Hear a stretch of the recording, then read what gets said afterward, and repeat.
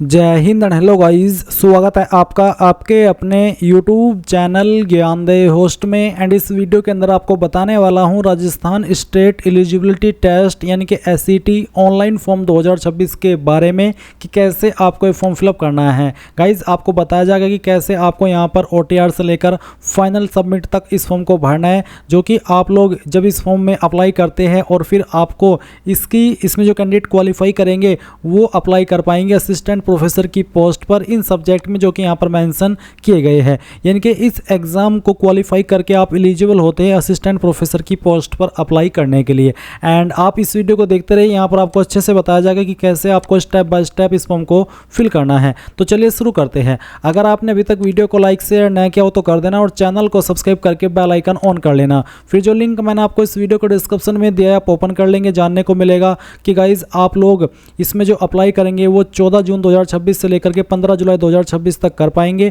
Fees general और other state के लिए 1500 है, EWS SBC और OBC इनके लिए 1200 है, SC ST PH के लिए 750 रुपये फीस रखी गई है।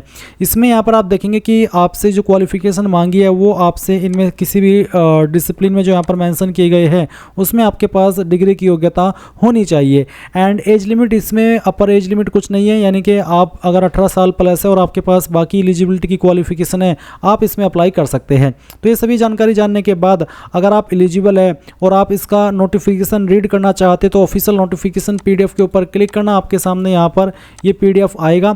यहाँ पर आपको और भी डिटेल में इसके संबंध में जानकारी दी गई है, जैसे कि आपको यहाँ पर आपका स्कीम ऑफ टेस्ट देखने को मिल जाएगा। इसके अलावा कंडीशन ऑफ एलिजिबिलिटी की इन्फॉर्मेशन यहाँ पर दी गई है, फिर इसमें मार्किंग स्कीम क्या रहेगी वो आपको बताया। तो ये सभी इन्फॉर्मेशन आपको यहाँ पर दे दी गई है, यहाँ से भी आप सभी इन्फॉर्मेशन को चेक कर लेना। एग्जाम आपका 6 सितंबर 2026 को होगा। अब गाइज जैसे कि मैंने यहाँ पर आपको बताया कि आप डबल इन्फॉर्मेशन चेक कर लेना। तो अगर आप इसमें एलिजिबल है, ये सभी इन्फॉर्मेशन चेक करने के बाद में अगर आप ये फॉर्म भरना चाहते हैं तो इंपॉर्टेंट लिंक के सेक्शन से अप्लाई ऑनलाइन लिंक ओपन करेंगे। अब आपके सामने यहाँ पर ये SSO की ऑफिशियल वेबसाइट आ जाएगी। तो मैं आपको बता दूं गाइज, अगर आपका इस वेबसाइट के ऊपर पहले से अकाउंट बना हुआ है तो आप डायरेक्टली लॉगिन करेंगे। इसके लिए आपको आपका जो SSO ID है वो डालना है या फिर अपना यूजर नेम डालना है और अपना पासवर्ड जो आपने बनाया था अकाउंट क्रिएट करते समय वो आप डालेंगे और ये कैप्चा कोड डाल करके लॉगिन कर लेंगे। और अगर आप अपना यूजर नेम या फिर कह लीजिए SSO ID या फिर पासवर्ड भूल चुके हैं तो आप उसको रिकवर करके भी लॉगिन हो सकते हैं। रिकवर करने के लिए क्या करेंगे, अगर आपको SSO ID रिकवर करनी है तो आप I forgot my digital identity SSO ID click है, इसके ऊपर क्लिक करेंगे। देन आप यहाँ पर इनमें जैसे कि सिटीजन, उद्योग, government employ, Jan Aadhaar, Google किस माध्यम से इसको रिकवर करना चाहते हैं, फॉरगॉट करना चाहते हैं वो आपको सेलेक्ट करना है। इसके अलावा गाइज आप यहाँ पर देख सकते हैं आपको दूसरा माध्यम भी दिया है। आप आपके रजिस्टर्ड नंबर से इस नंबर के ऊपर SMS कर सकते हैं और लिखना होगा SMS के अंदर आपको RJ और उसके साथ में स्पेस लगा करके SSO ये लिख करके आप इस नंबर पर सेंड कर दीजिए। आपको रिवर्ट में आपकी SSO ID भेज दी जाएगी या फिर यहाँ पर आप गूगल अकाउंट के माध्यम से भी इसको रिकवर कर सकते हैं। और अगर आप पासवर्ड भूले तो फॉरगॉट पासवर्ड के ऊपर क्लिक करके आप यहाँ पर आपका जो रजिस्टर्ड ईमेल ID है या तो वो डालेंगे या फिर जो SSO ID अभी आपने रिकवर की है वो डालेंगे। और फिर यहाँ पर मोबाइल सेलेक्ट करना है तो मोबाइल सेलेक्ट करके जो रजिस्टर्ड नंबर है वो डालेंगे, ये कैप्चा कोड फिल करेंगे और सबमिट कर देंगे। इसके बाद गाइज आपको यहाँ पर आपका एक न्यू पासवर्ड मिल जाएगा जिसका इस्तेमाल करके आप लॉगिन हो जाएंगे। बट गाइज अगर आप फ्रेशर है, आपने इस वेबसाइट का इस्तेमाल करके कोई फॉर्म नहीं भरा तो आप इसमें पहले अकाउंट क्रिएट करेंगे। इसके लिए आपको यहाँ पर क्या करना है, आप दर्शन इसके ऊपर क्लिक करेंगे। फिर आपको यहाँ पर सेलेक्ट करना है कि आप इनमें से किस माध्यम से लॉगिन होना चाहते हैं। तो यहाँ पर आपको जन आधार का भी ऑप्शन दिया है और गूगल का भी ऑप्शन है, तो आप यहाँ पर गूगल सेलेक्ट कर लीजिएगा। गूगल सेलेक्ट करने के बाद में आपको आपकी ईमेल ID का यहाँ पर इस्तेमाल करना है। कोई भी ईमेल ID आप यहाँ पर डालिए एंड द नेक्स्ट के ऊपर क्लिक कीजिए। अब गाइज यहाँ पर आपके सामने कुछ ऐसा इंटरफेस आएगा, जैसे ही आप अपनी ईमेल ID एंड उसका पासवर्ड डाल करके लॉगिन कर लेंगे। अब आपको यहाँ पर आपकी SSO ID बना लेनी है। आप अपनी ईमेल ID के अकॉर्डिंग जो SSO ID फैच की गई है अगर यही रखना चाहते तो ये भी रख सकते हैं, अगर आपको इसमें कोई बदलाव करना है तो वो भी आप कर सकते हैं। फिर आपको एक पासवर्ड बनाना है नया, और आपका एक पासवर्ड कैसा होगा वो आप देख लीजिए। पासवर्ड के अंदर इंग्लिश का कैपिटल लेटर कम से कम एक, स्मॉल लेटर कम से कम एक, ज़्यादा कितने भी हो सकते हैं, स्पेशल कैरेक्टर और साथ ही डिजिट का आपको इस्तेमाल करना है। तो कुछ इस तरह का पासवर्ड बनाने के बाद में उसको दोबारा डालेंगे, वेरीफाई कर देंगे, अपना मोबाइल नंबर डालेंगे जो कि आप रजिस्टर करना चाहते हैं और यहाँ पर ईमेल आपकी ऑलरेडी दी गई है। इसके बाद में आपको रजिस्टर के ऊपर क्लिक करना है। अब गाइज आपके सामने लॉगिन का पेज आएगा, जैसा कि आप यहाँ पर देख सकते हैं। अब आपको यहाँ पर वो आपकी SSO ID डालनी है जो कि अभी आपने बनाई है, या फिर आपका यूजर नेम डालना है, आपका पासवर्ड डालना है जो कि अभी आपने बनाया, ये कैप्चा कोड डालेंगे एंड देन लॉगिन के ऊपर क्लिक करेंगे। अब गाइज आपके सामने यहाँ पर ये अपडेट प्रोफाइल का ऑप्शन आएगा। तो आपको सबसे पहले आपका फर्स्ट नेम एंटर करना है 10th के सर्टिफिकेट के अकॉर्डिंग, फिर आपको आपका लास्ट नेम एंटर करना है। इसके बाद डिस्प्ले नेम अगर आप अपना चेंज करना चाहते हैं तो ये भी आप यहाँ से चेंज कर सकते हैं। फिर आपकी जो डेट ऑफ बर्थ है वो आपको यहाँ पर इस तरह से कैलेंडर के ऊपर क्लिक करके सिलेक्ट कर लेनी है, पहले ईयर फिर मंथ और उसके बाद में डे। देन गाइज यहाँ पर जेंडर आपको सिलेक्ट करना है। अगर आप यहाँ पर नंबर ऐड करना चाहते हैं, आपने नहीं किया तो आप यहाँ पर इसके सेक्शन के ऊपर क्लिक करके अपना नंबर डालेंगे, सेंड ओटीपी पर क्लिक करेंगे तो ओटीपी जाएगा, वो ओटीपी यहाँ पर डाल करके वेरीफाई करना है। ईमेल आईडी भी आप यहाँ पर ऐड कर सकते हैं या फिर चेंज कर सकते हैं। इसके अलावा आपको यहाँ पर पोस्टल एड्रेस में जो आपका प्रेजेंट एड्रेस है वो फिल करना है और फिर जो आपका पोस्टल कोड है वो भी आपको यहाँ पर डाल देना है। पोस्टल कोड यानी कि जो आपका पिन कोड लगता है वो पिन कोड आप यहाँ पर लिखेंगे। सिटी डिस्ट्रिक्ट कौन सी है वो भी आपको यहाँ पर अपनी एंटर कर देनी है एंड इसके बाद में गाइस आपकी जो स्टेट है वो भी आपको यहाँ पर सेलेक्ट कर लेनी है। फिर अगर आपकी बहामासा आईडी है तो वो आप यहाँ पर डाल देंगे, अगर नहीं है तो आप इसको ऐसे ही छोड़ दें। जन आधार आईडी है तो वो यहाँ पर डाल देंगे, एडिट के ऊपर क्लिक करके, नहीं तो आप इसको ऐसे ही छोड़ देंगे। एंड उसके बाद में अगर आपका आधार आईडी है तो आप यहाँ पर डालेंगे, कोई ओल्ड एसएसओ आईडी है तो आप यहाँ पर दे देंगे। एंड उसके बाद में इन सभी जानकारी को चेक करते हुए आप अपडेट के ऊपर क्लिक करेंगे। गाइज जैसे ही आप आपकी प्रोफाइल की इंफॉर्मेशन फिल कर लेंगे या फिर उसको अपडेट कर लेंगे तो आप यहाँ पर जो रिसेंट ऐप्स है जो कि एसएसओ के सभी सुविधा है वो यहाँ पर आपको देखने को मिलेंगे। आपको क्या करना है, आपको यहाँ पर इसमें सर्च कर लेना है, क्विक सर्च के अंदर REC। जब आप इतना लिखेंगे तो आपको यहाँ पर रिक्रूटमेंट पोर्टल देखने को मिलेगा। तो आप ये जो रिक्रूटमेंट पोर्टल देख पा रहे हैं आप इसके ऊपर क्लिक करेंगे। इसके ऊपर क्लिक करने के बाद आपके सामने कुछ ऐसा इंटरफेस आएगा। गाइज यहाँ पर अभी रिसेंटली जो एसएसओ की वेबसाइट है उसने ये अपडेट लॉन्च किया है जहाँ पर आपको आपकी OTR की eKYC करने को बोला है। अगर आप यहाँ पर क्लिक हियर के ऊपर क्लिक करेंगे तो आपके सामने इसका नोटिस आ जाएगा, जिस नोटिस के अंदर आपको यहाँ पर बोला है कि बहुत सारे कैंडिडेट फ्रॉड इन्फॉर्मेशन दे देते हैं, बहुत सारे कैंडिडेट यहाँ पर सेम इन्फॉर्मेशन को बार बार दे देते हैं, या फिर जैसे कि आपने कोई इन्फॉर्मेशन भरी, सेम कैंडिडेट ने वही इन्फॉर्मेशन दोबारा भर दी, तो ऐसे में यहाँ पर डुप्लीकेशन हो जाता है, एप्लीकेशंस का ऑथेंटिकेशन हो जाता है कैंडिडेट का। तो इस तरह की जो चीज़ें हैं उनको रोकने के लिए ये eKYC को लॉन्च किया है। तो अब आप क्या करेंगे, आप यहाँ से ओके कर दीजिएगा। अगर आप पहले से OTR करके रखे हैं तो आपके सामने ये वाला इंटरफेस आएगा। अब आप यहाँ पर ओके करिएगा, क्योंकि मेरा पहले से ही इसमें OTR होकर के रखा है तो मेरे सामने कुछ ऐसा इंटरफेस आया जहाँ पर गाइज आपको इसमें फर्स्ट स्टेप देखने को मिलेगा बेसिक डिटेल्स का। तो जब आप बेसिक डिटेल्स अपनी देखेंगे जो कि आपने इसमें भरी थी, जो कि मैं आपको यहाँ पर दिखा देता हूँ, मेरे सामने बेसिक डिटेल्स का ऑप्शन आ चुका है। यहाँ पर पूछे are you Rajasthan government employee, अगर है तो यस, नहीं तो आप नो करेंगे। अगर आप यस है तो फिर आपको यहाँ पर राजस्थान गवर्नमेंट एम्प्लॉय नंबर देना होगा और फिर फैच के ऊपर क्लिक करके उस जानकारी को फैच करना होगा। अगर आप नहीं है तो आप नो करेंगे। फिर यहाँ पर KYC आप किसके माध्यम से करना चाहते हैं, जन आधार या फिर आधार। तो मैं यहाँ पर आधार सेलेक्ट कर लेता हूँ। अगर आप आधार सेलेक्ट कर रहे हैं तो फिर आपको आधार नंबर यहाँ पर डालना है और फिर वेरीफाई के ऊपर क्लिक करना है। इसके बाद आपके सामने इस तरह का इंटरफेस आएगा, डिक्लेरेशन आप यहाँ पर टिक करिएगा और टिक करने के बाद में आप अप्लाई के ऊपर क्लिक करिएगा। अप्लाई के ऊपर क्लिक करने के बाद में यहाँ पर इस तरह से आपके सामने आएगा। अब आप यहाँ पर इनके ऊपर टिक कर दीजिए और इसके ऊपर टिक करने के बाद में have you generated TOTP in M Aadhaar mobile app, तो आप यहाँ पर यस करिए अगर आपने TOTP इसमें जनरेट किया हुआ है। और नीचे अगर आप यहाँ पर नो कर देते तो आता है कि मेरे पास पहले से एक वैध आधार OTP TOTP है। अगर है तो आप कर दें, नहीं तो आपको यहाँ पर ये सेकंड वाला ऑप्शन टिक नहीं करना है, आपको सिर्फ पहले वाला ही टिक करना है और उसके बाद में OTP भेजे इसके ऊपर क्लिक करना है। इसके ऊपर क्लिक करने के बाद में गाइज यहाँ पर जो आपने आधार कार्ड के साथ में मोबाइल नंबर रजिस्टर किया हुआ है उसके ऊपर एक OTP सेंड किया जाएगा। वो OTP आप यहाँ पर डालेंगे और प्रमाणीकरण करें इसके ऊपर क्लिक करेंगे। गाइज जैसे ही आपका OTP वेरीफाई होगा तो आपके सामने इसी प्रकार का इंटरफेस आएगा जैसे कि आप वीडियो में देख सकते हैं। अब आप यहाँ पर आपके स्टेप 2 पर आ चुके हैं। इसमें आपको जो आपकी इंफॉर्मेशन आपने OTR के अंदर फिल करी थी वो इंफॉर्मेशन आपकी यहाँ पर फैच की जाएगी। अगर आपने OTR के अंदर अलग जानकारी भरी हुई है और आधार के साथ में आपकी अलग इंफॉर्मेशन है तो आप यहाँ पर अपडेट OTR के ऊपर क्लिक करके उसको अपडेट करेंगे। तो यहाँ पर गाइज मैंने अपनी इंफॉर्मेशन आधार के अकॉर्डिंग कर ली है और इसके बाद में आप यहाँ पर नीचे इंस्ट्रक्शंस देखेंगे। यहाँ पर आपको लाइव फोटो, आपको आपका लाइव फोटो अपलोड कर देना है। मैंने पहले से लाइव फोटो अपलोड करके रखा है इसलिए यहाँ पर मेरा फोटो यहाँ पर आ रहा है। और साथ ही आप देखेंगे स्पाइसमैन में आपको क्या अपलोड करना है। मैं आपको यहाँ पर सैंपल हैंड रिटन स्पाइसमैन ये ओपन करके दिखाता हूँ। ये आपका सैंपल है, आपको उसको क्या करना है, डाउनलोड कर लेना है और डाउनलोड करने के बाद में आपको प्रिंट करना है और प्रिंट करने के बाद में आपको यहाँ पर जो हिंदी प्रारूप है ये आपको यहाँ पर पर हिंदी में लिखना है और जहाँ पर ये लिखा है मैं आवेदक का नाम में आपको आपका नाम लिखना है जो आपने फॉर्म के अंदर भरा है या फिर आप इसमें OTR के अंदर भरे हो, फिर पिता का नाम और जो आपका डेट ऑफ बर्थ है वो आप लिखेंगे। फिर उसके बाद में जो लाइन से हिंदी वाली है सेम लाइन आप यहाँ पर हिंदी में रिटर्न कर देंगे और यहाँ पर आप आपके सिग्नेचर कर देंगे। फिर सेम इन्फॉर्मेशन आपको इंग्लिश के अंदर रिटर्न करनी है अपने हैंड से और जहाँ पर आपको नाम लिखने को बोला है वहाँ पर नाम लिखना है और फादर नेम की जगह पर फादर नेम और डेट ऑफ बर्थ यहाँ पर भी लिखना है और फिर यहाँ पर भी लिखना है। उसके बाद सिग्नेचर करने हैं। यहाँ पर आपको आपकी SSO ID लिखनी है, आपका OTR नंबर लिखना है और जो आपका परमानेंट एड्रेस है वो भी यहाँ पर लिख देना है। उसके बाद आप इस फाइल को स्कैन करेंगे और फिर आप यहाँ पर इसको अपलोड कर देंगे हैंड रिटन स्पाइसमैन के अंदर, जिसका फॉर्मेट PDF का रखा है और साइज 550 KB से 200 KB के बीच में रहना चाहिए। अब अगर आपकी ये फाइल इमेज के अंदर है तो आप इसको PDF में कैसे बनाएंगे वो जान लीजिए। आप गूगल के अंदर आना और सर्च करना इमेज टू PDF जैसे आप सर्च करेंगे ये पहली वेबसाइट आएगी, इसको ओपन कर लेना। उसके बाद में सिलेक्ट JPG इमेज के ऊपर क्लिक करके जो अभी आपने स्पाइसमैन स्कैन करके रखा है वो स्पाइसमैन आप सेलेक्ट कर लेंगे। डेमो के लिए मैं ये फाइल सेलेक्ट कर रहा हूँ। फिर यहाँ से ओपन करेंगे, कन्वर्ट टू PDF के ऊपर क्लिक करेंगे, ये फाइल आपकी PDF के अंदर कन्वर्ट होगी। अब आप डाउनलोड PDF के ऊपर क्लिक करके इसको डाउनलोड कर लेना।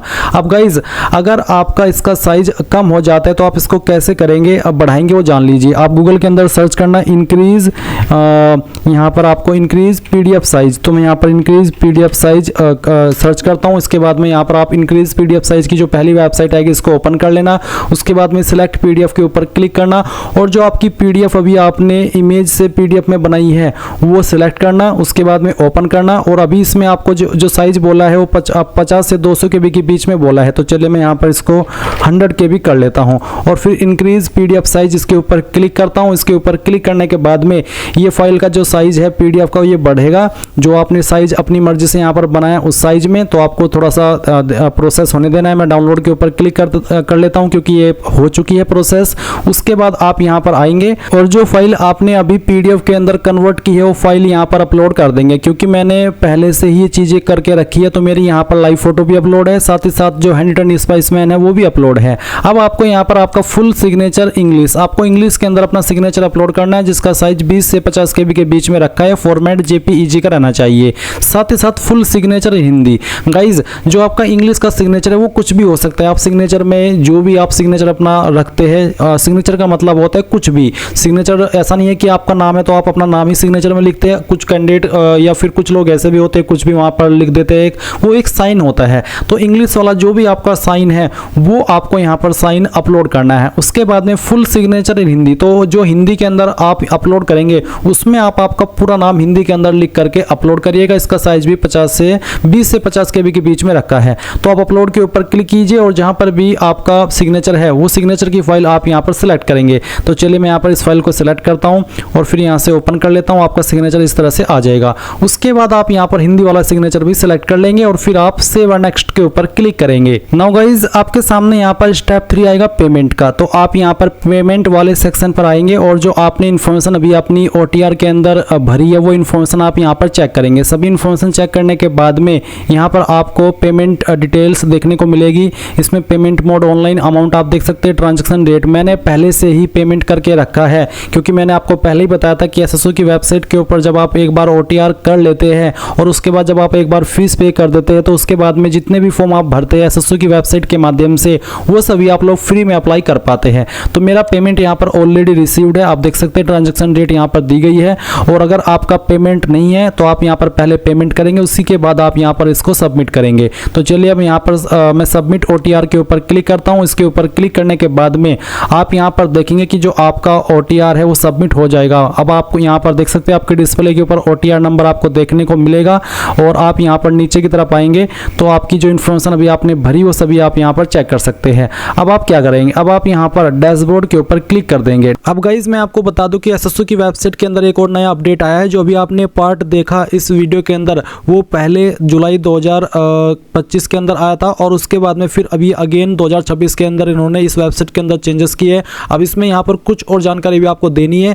ये सभी आपसे इसलिए ली जाती है ताकि आगे चल करके आपको फ्यूचर में कोई प्रॉब्लम फेस ना करनी पड़े। तो अब आप यहाँ पर अपनी जो बेसिक डिटेल है वो एडिट कर सकते हैं। तो अगर आपके सामने ये विकल्प आए तो आप इस इन्फॉर्मेशन को यहाँ पर भर देना, नहीं आए तो आप आगे इस वीडियो को देख करके कैसे फॉर्म फिल करना है वो जान लेना। तो अगर आपको यहाँ पर भरने को बोला जा रहा है तो आप भरेंगे यहाँ पर आपकी माताजी का नाम, उसके बाद में विजिबल बॉडी मार्क, आपकी बॉडी के ऊपर ऐसा निशान निशान जिससे आपकी बॉडी की पहचान होती है। ये निशान आपकी बॉडी के ऊपर कहीं पर भी हो सकता है। अगर आपकी बॉडी के ऊपर ढूंढने के बाद भी कोई निशान नहीं मिलता तो आप यहाँ पर नो मार्क लिख सकते हैं। उसके बाद मैरिटल स्टेटस क्या, unmarried, married, divorced, remarried, widower, जो भी है वो आप सेलेक्ट कर लेना। फिर परमानेंट एड्रेस के अंदर जो भी आपका परमानेंट एड्रेस है वो आप फिल करेंगे लाइन 1, 2 और 3 के अंदर। थोड़ा थोड़ा पार्ट आपके एड्रेस का तीनों लाइन के अंदर डाल देना। सिटी आपकी कौन सी है उस सिटी का नाम आपको यहाँ पर एंटर कर देना है। मैं सभी इन्फॉर्मेशन डेमो के लिए भर रहा हूँ, आप आपकी रियल इन्फॉर्मेशन यहाँ पर भरेगा।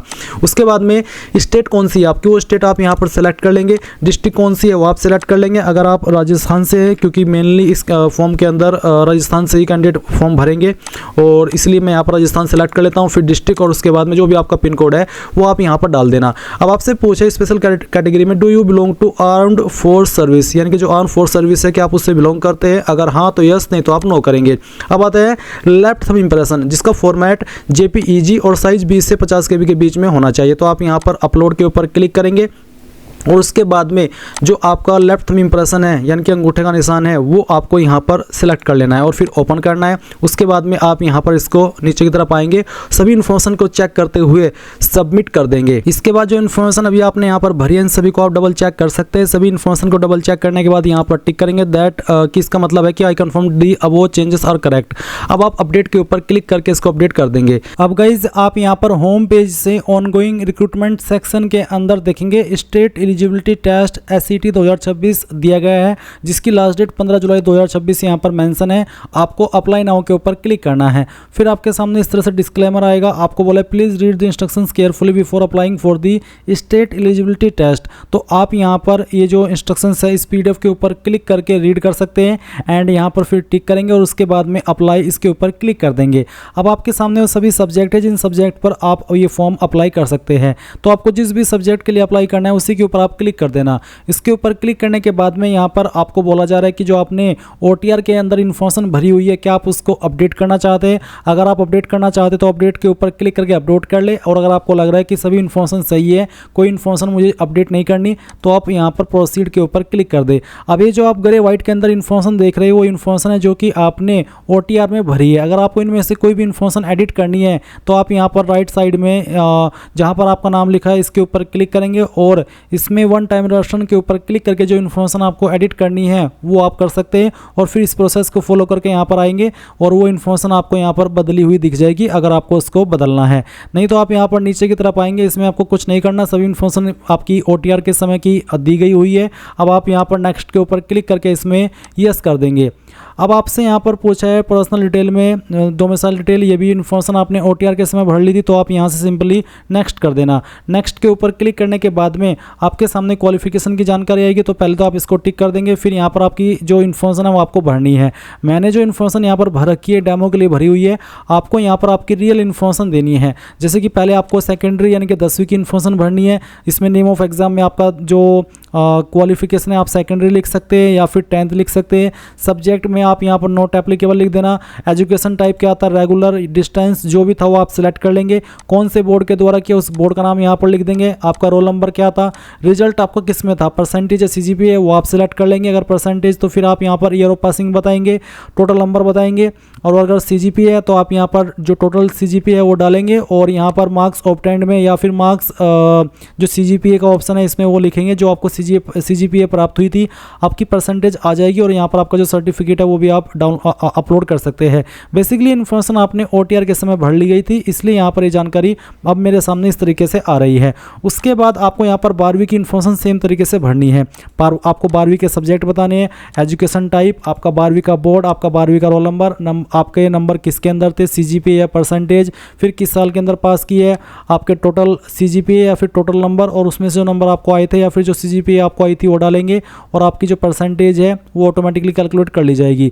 इसके बाद आप यहाँ पर डिग्री की इन्फॉर्मेशन भरेंगे। सेम तरीके से आपको बताना है सब्जेक्ट डिटेल, आपका एजुकेशन टाइप, कौन सी इंस्टीट्यूट या फिर यूनिवर्सिटी से आपने आपकी क्वालिफिकेशन की है वो, आपका फाइनल ईयर का रोल नंबर, आपका रिजल्ट किसके अंदर था, फिर पासिंग ईयर, कितने नंबर आपको टोटल आपके नंबर थे टोटल और उसमें से कितने नंबर आपको आए थे, और आपकी परसेंटेज। फिर यहाँ पर अगर आपके पास कोई अन्य डिग्री है तो उसकी इन्फॉर्मेशन भी आप भर देंगे। इसके बाद आप यहाँ पर नीचे नेक्स्ट के ऊपर क्लिक करेंगे, यहाँ पर आपको टिक करना है और उसके बाद सबमिट के ऊपर क्लिक कर देना है। सबमिट के ऊपर क्लिक करने के बाद में यहाँ पर गाइज आपके सामने आइडेंटिफिकेशन का जो इंटरफेस है वो आ जाएगा। इसमें आपको आपका फ़ोटो, सिग्नेचर एंड जो आपका थंब इंप्रेशन है वो अपलोड करना है। इसमें गाइज अब क्योंकि मैंने OTR के समय ये जानकारी भर ली थी, इसलिए यहाँ पर मेरी ये सामने जानकारी आ रही है। एंड अगर आपने OTR में नहीं भरी है तो आप यहाँ पर इसको भी भर सकते हैं। इसमें फोटोग्राफ रहेगा, सिग्नेचर हिंदी के अंदर, सिग्नेचर इंग्लिश के अंदर, और आपके बाएं अंगूठे का निशान, विजिबल बॉडी मार्क यानी कि आपकी बॉडी के ऊपर ऐसा निशान जिससे आपकी बॉडी की पहचान होती है। अगर कोई निशान नहीं है तो आप नन लिख देंगे, अगर है तो आप यहाँ पर उस निशान के बारे में लिख करके नेक्स्ट के ऊपर क्लिक कर देंगे। अब यहाँ पर प्रेफरेंस आती है टेस्ट सिटी की, तो जिसको आपको प्रेफरेंस देनी है वो सेलेक्ट कर लीजिए। और उसके बाद में आप यहाँ पर सेकंड प्रेफरेंस किसको देना चाहते हैं वो आपको यहाँ पर इस तरह से सिलेक्ट कर लेना है। बेसिकली गाइज इसमें सिलेक्ट मिनिमम यानी कि मिनिमम एक ही प्रेफरेंस आप दे सकते हैं। तो अगर आपको एक प्रेफरेंस देनी है तो आप उसको यहाँ पर इस तरह से सिलेक्ट कर लें और फिर आप यहाँ पर नेक्स्ट के ऊपर क्लिक कर दें। अब आपके सामने फॉर्म का प्रीव्यू आ चुका है।